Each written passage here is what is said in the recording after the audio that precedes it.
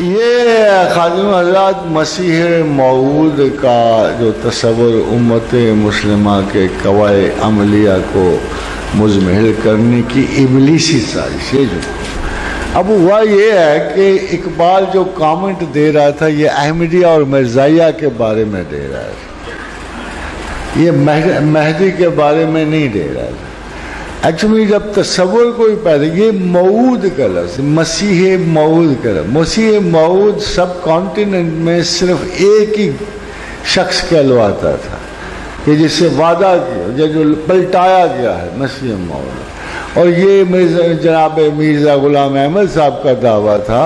اس سے اقبال نے اس کے تصور کو اس لیے غلط کہا ہے کہ حضرت مسیح علیہ السلام اگر اوریجنلی نہیں آئیں گے تو ایسے پتہ نہیں کتنے مسیح پیدا ہوتے رہے. آج کل لوگ اللہ کو نہیں چھوڑتے، گلی گلی میں خدائی کا دعویٰ ہو رہا ہے، رسالتوں کا دعویٰ ہو رہا ہے، پیغمبریوں کا دعویٰ ہو رہا ہے. تو مسیح موعود تو ایک بڑا چھوٹا سا ٹائٹل ہے. اس سے پہلے بھی شیخ مجدد نے بھی دعویٰ کیا تھا کہ مجھے اسم احمد جو ہے 1000 سال کے بعد مجھ میں اترا ہے، اس لیے میں مجدد الفسانی ہوں. تو یہ دعوے جو ہیں اقبال نے جس کانسیپٹ دعویٰ کیا وہ مہدی اسلام پہ نہیں کیا، بلکہ سمجھو مسیح قادیان پہ کیا. مگر یہ کہتے ہیں قواعد عملیہ کو مزمحل کرنے کی ابلیسی سازش ہے. اقبال بھی بیچارے آغاز میں شروع میں عملیت پسند بڑے تھے.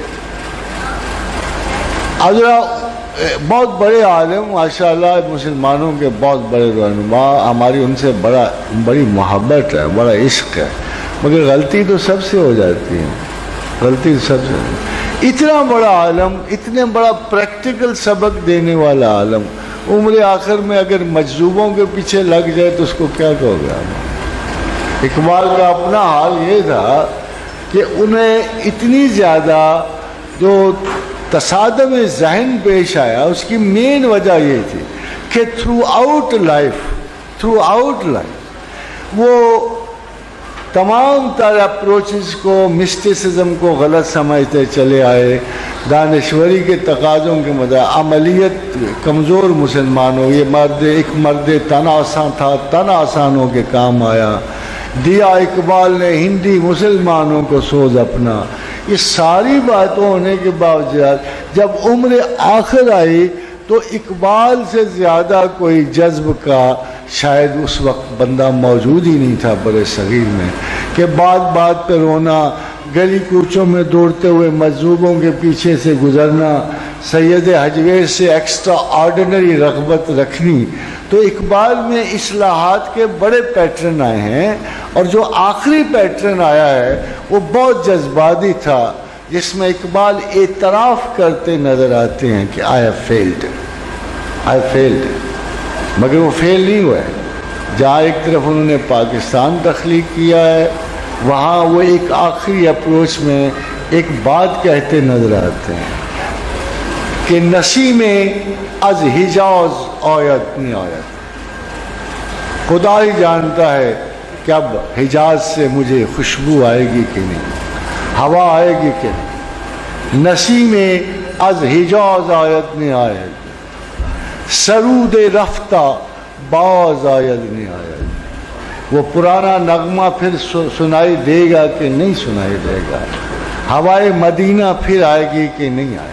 سراؤ مد روزگار ہی فقیر، اس فقیر کی تو عمر تمام ہو چلی. اقبال نے یہ آخری جو 4 لکھے ہیں نا، 8 بلکہ، یہ اس زمانے کے اینڈ تک ایک بہت بڑے مفکر پہنچ کر فائنلائز کر رہا ہے اپنی اپروچ کو کہ سرآمد روزگار این فقیر، اس فقیر کی مدت تو پوری ہو چکی. دیگر دانائے راز آیت نہیں آیت، پتہ نہیں وہ دانائے راز آئے گا کہ نہیں آئے گا. آپ اس درد کو محسوس کر رہے ہو جو اقبال کے آخری مصرے میں ہے.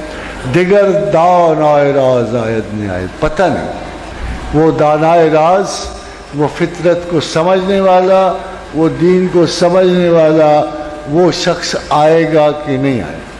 اگر می آیا دانائے راز ہے. ہاں اگر وہ آ جائے نا، اگر وہ آ جائے، اگر زمانے میں اس کی نمود ہو، بدی پورا پیام جان گداز ہے، تو اسے میری طرف سے ایک بڑا رنج والا پیغام دینا، جان گداز پیغام دینا، میری دلی خواہشات کا ایک پیغام دینا. ضمیر امتا را می کند پاک، اسے کہنا اقبال کہہ گیا تھا. جب وہ تمہیں ملے نا تو اسے کہنا کہ اقبال کہہ گیا تھا کہ امتوں کے ضمیر کو صرف وہی پاک کر سکتا ہے، کلیم یا حکیم نہ نوازے. جو تو موسیٰ کی طرح، کلیم کی طرح معجزانہ گرفت رکھتا ہو، یا حکیم نہ نوازے، یا جس کی گفتگو میں اتنا اثر ہو کہ لوگ اسے سن لیں. یہ دو پیغام آخر میں